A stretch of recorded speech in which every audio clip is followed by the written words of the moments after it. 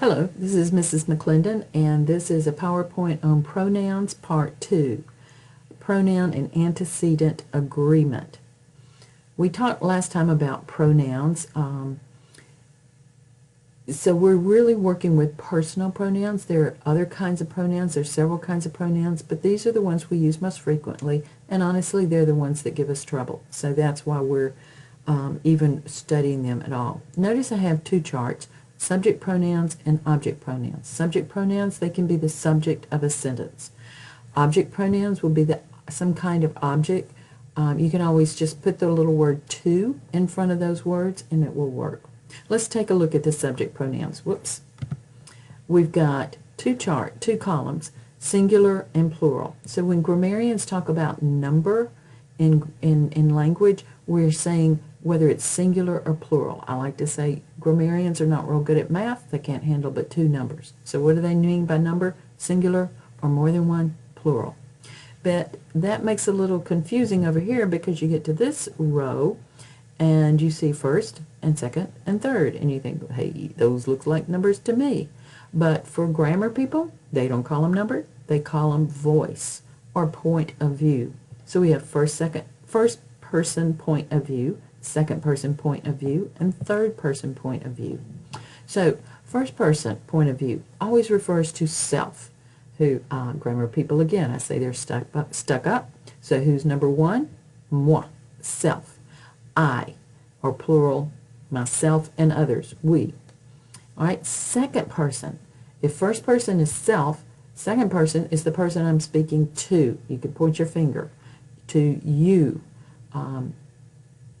And notice we've got you singular and the exact same word plural. This is where Southerners say, hey, that's a weakness in the language. Let's improve it. So we come up with a new word, right? Y'all. Contraction for you all. But the rest of the country doesn't see the brilliance of our word, and they call it non-standard, and they say we cannot use it in academic writing nor in really formal speech. All right. So then third person.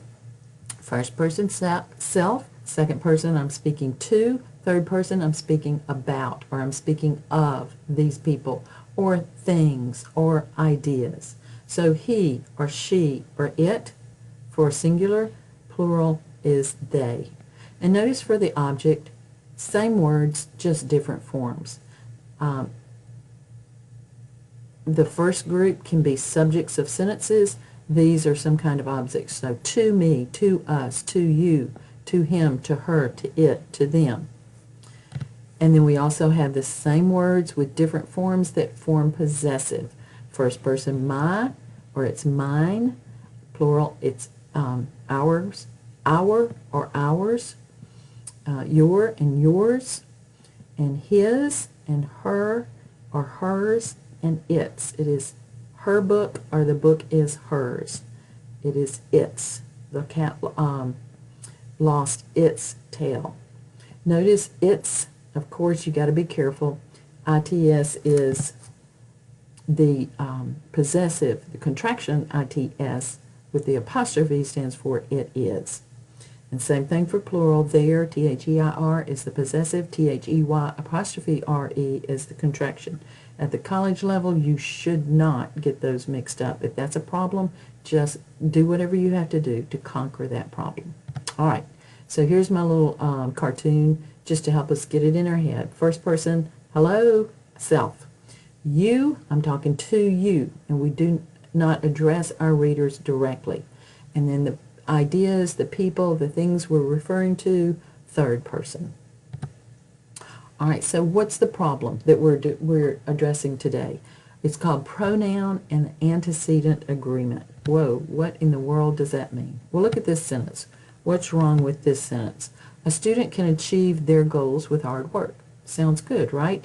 We would use that sentence in informal everyday speech, but grammatically there's a problem, and so we can't really write it. There, what is there? It's plural. What word does the word there refer to? That's right, it refers to the word student. So do you begin to see the problem? There is plural, but it refers to student, singular. Well, we call the word that a pronoun refers to An antecedent. Do you see that prefix, ante? It means before. An antebellum home was built before the war. Ante, before war, bellum, war. So here's the rule. A pronoun must agree with its antecedent in number. So in English, remember, we only have two numbers, singular and plural. So therefore, if the antecedent is singular, the pronoun must be singular, but if the antecedent is plural, the pronoun must be plural.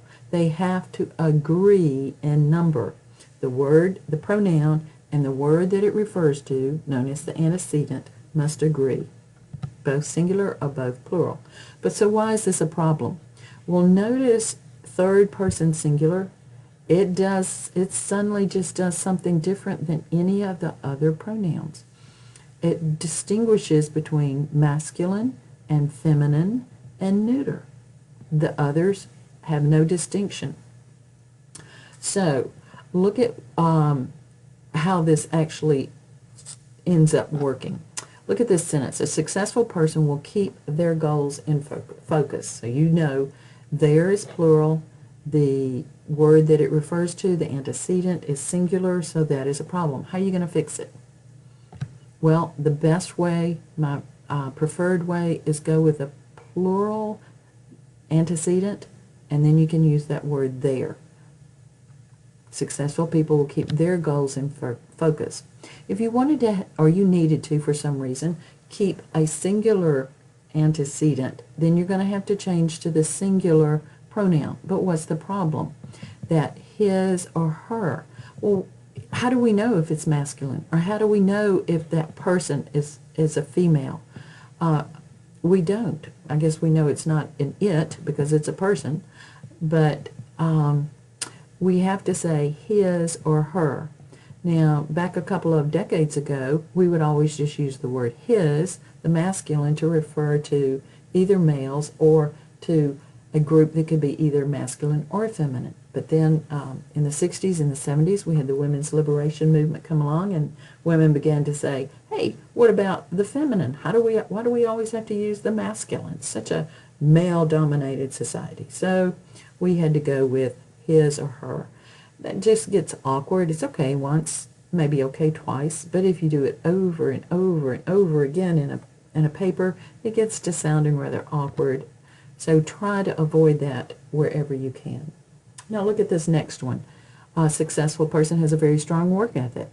They do necessary tasks even when they don't feel like it.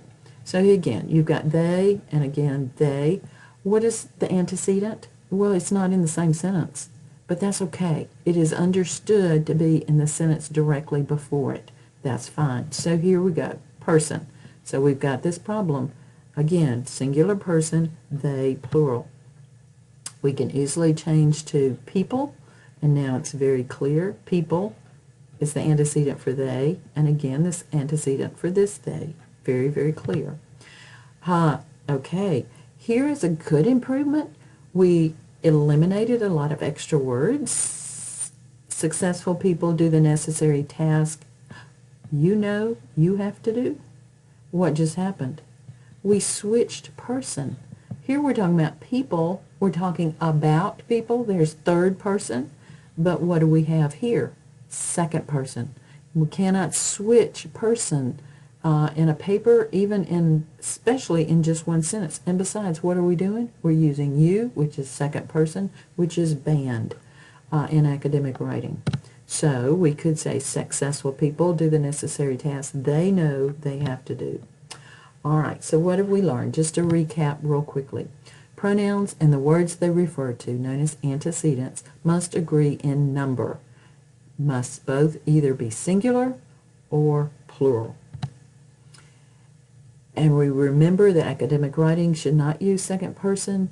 Another way of saying this is to avoid directly addressing your reader, writing directly to them. And most of the time, we avoid writing in first person. So referring to ourselves when we write. All right, that's it for this PowerPoint. Thanks for listening.